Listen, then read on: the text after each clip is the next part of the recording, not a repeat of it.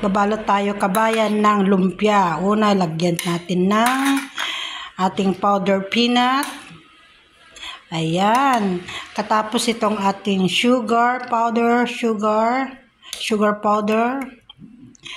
Ang ating sprouted beans.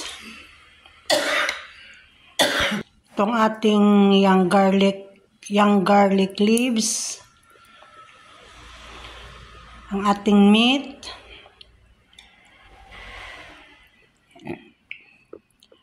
Lagyan natin siya ng carrots.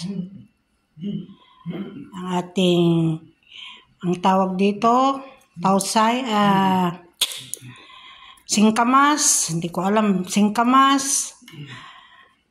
Ating tofu. Ating repolyo. Cabbage. Egg. Ayan. Dagdagan natin ng carrots sa singkamas. Dagdagan natin ng meat. Lagyan natin ng sugar.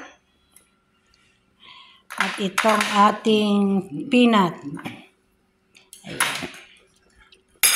Babalutin natin. Ganyan. I-roll natin. Ganyan.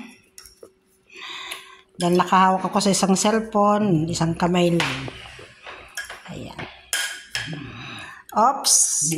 Nakabalot na tayo, guys. Yan ang ating lumpia. Ang laki, no?